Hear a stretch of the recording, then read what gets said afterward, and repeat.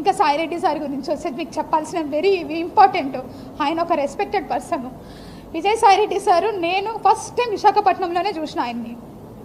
నాకు చిన్నప్పటి నుంచి ఒక సర్పంచ్ కూడా తెలీదు.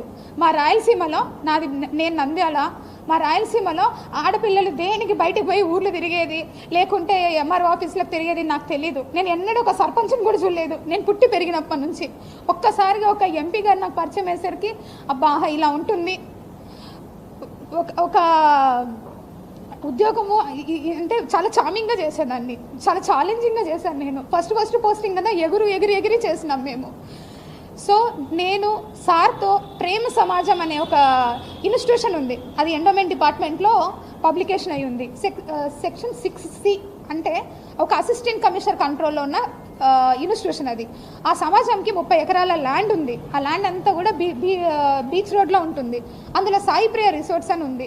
ఆ రిసార్ట్స్ వాళ్ళు 30 ఎకరాల భూమిని వాళ్ళొక్కరే ఎంజాయ్ చేస్తూ చాలా తక్కువ అమౌంట్ నాకు గుర్తులేదు, అప్ టు 5 lakhs లోపే ఉంది. చాలా తక్కువ అమౌంట్ని వాళ్ళు పే చేస్తూ ఉన్నారు. అది నా దృష్టికి వచ్చింది సార్ ద్వారా.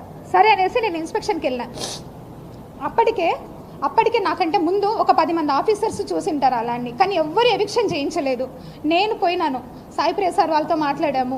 సార్ అన్నారు మేము ఇది వాడుకుంటున్నాం, మిగిలినంతా కూడా ఖాళీగా ఉందన్నారు. Then I said that sir మీరు అలా ఉన్నప్పుడు మరి మా భూమి మాకు ఇచ్చేయండి, మాకు అప్పచెప్పండి. ఆ ప్రేమ సమాజం వాళ్ళు వేరే వాళ్ళకి అయినా లీజ్కి ఇచ్చుకుంటారు, వాళ్ళు ₹1 బెనిఫిట్ పొందుతారు అన్నారు. మరి మా 2.5 ఎకరాల్లో వాళ్ళు ఆల్రెడీ అప్పటికే 1/4 బిల్డింగ్ వాళ్ళ కళ్యాణ మండపం కట్టుకున్నారు, 3/4 బిల్డింగ్ మన ఎండోమెంట్ డిపార్ట్మెంట్ ల్యాండ్ వాడుతూ ఉన్నారు. సో దట్ ఆ 3/4 బిల్డింగ్కి కూడా నేను చాలా అమౌంట్ నన్నే అడిగారు ఎంత లీజ్ అమౌంట్ అని. నేను రిజిస్ట్రేషన్ డిపార్ట్మెంట్కి అప్లై చేసి అప్పుడున్న మార్కెట్ వాల్యూ ఎంత ఉందో 22.5 లక్ష అమౌంట్, 5 లక్షల లోపల అమౌంట్ కంటే 22.5 లక్ష అమౌంట్ని ఒక్కసారిగా వాళ్ళకి లీజ్కి పెంచేసి అప్పుడున్న కమిషనర్ గారు అర్జున్ రావు గారు ఇచ్చారు. ఇక్కడ నేను ఎవరి ల్యాండ్ తీసుకొని వచ్చాను?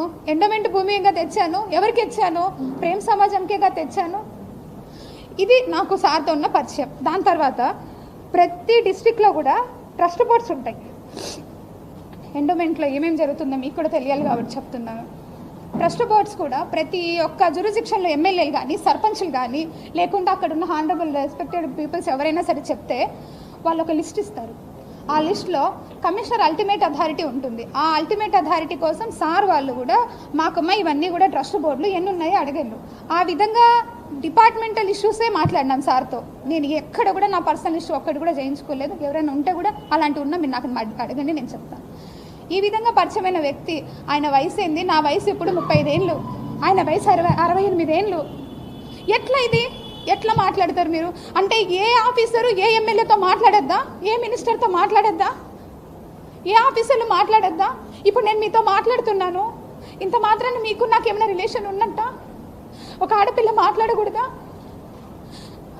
అంత పెద్ద ఆయనతో మీరు మాట్లాడేటప్పుడు కనీసం నేను ఇక్కడే ఉన్నానుగా, సస్పెన్షన్ పీరియడ్లో ఊరు దాటకూడదని నాకు ఇచ్చారు ఆర్డరు. ఆ మూమెంట్లో మీరు నన్ను అడిగి ఉండొచ్చుగా, నా నెంబర్ ఎవరి దగ్గర నుంచైనా తీసుకొని ఉండొచ్చు మీరు. సో మీరందరూ రాసినారు, మీరందరూ మీన్స్ ఎవరెవరైతే ఎలిగేషన్ వేసినారో రాసినారు, బాగుంది. ట్విట్టర్ గురించి మీరు కమెంట్ చేశారు. నేను ట్విట్టర్లో పోస్ట్ చేయకూడదా? నాకు right to freedom of speech లేదా? ఆర్టికల్ 14 నాకు అప్లై కాదా? Article 21 right to privacy. నా ప్రైవసీని అంతా తీసుకెళ్ళి ఈరోజు మీరు కొంతమంది మీడియాలో పెట్టారు. అది ఎంతవరకు న్యాయం? నా ప్రైవసీ, మీది కాదు. నాకు రైట్స్ లేవా? కాన్స్టిట్యూషన్లో వచ్చిందే SC/ST కోసం, కాన్స్టిట్యూషన్లో వచ్చిందే SC/ST కోసం. అది ఈరోజు డివేట్ అయిపోతూ ఉంది. ఒక గవర్నమెంట్ ఆఫీసర్ మాట్లాడకూడదా? మేము ఏం తప్పు మాట్లాడుతున్నాను? నేను ఏమన్నా ప్రొఫెషనల్ ఏమైనా తప్పు చేశానా? నేను నిజంగా ఆంధ్రజ్యోతి పేపర్ రాశారండి, 100 కోట్లు రాశారు ఆంధ్రజ్యోతి పేపర్ నేను సంపాదించిందని. 100 కోట్లు మీరు ఈరోజు రాసినందుకు మదన్ మోహన్ వాణిపాటి నన్ను 75 కోట్లు అడిగాడు. నేను ఏడికి వెళ్ళావాలా? నా ఉద్యోగ కాలం ఎంత? 4 ఏళ్ళు డిపార్ట్మెంట్కి వచ్చి నేను ఎట్లా సంపాదిస్తాను? మీరు చెప్పండి ఇక్కడ ఉందనేసి. నేను రెడీ, నేను రిజైన్ చేస్తా, పోయి నన్ను తీసుకెళ్ళి జైల్లో పెట్టండి. ఏంటిది ఇదంతా? ఉద్యోగం చేయొద్దా?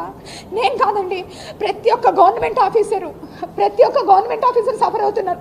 ఉమెన్ గవర్నమెంట్ ఆఫీసరు, మీకేం తెలుసు ఎన్ని హరాస్మెంట్స్ జరుగుతుంటాయో మాకు.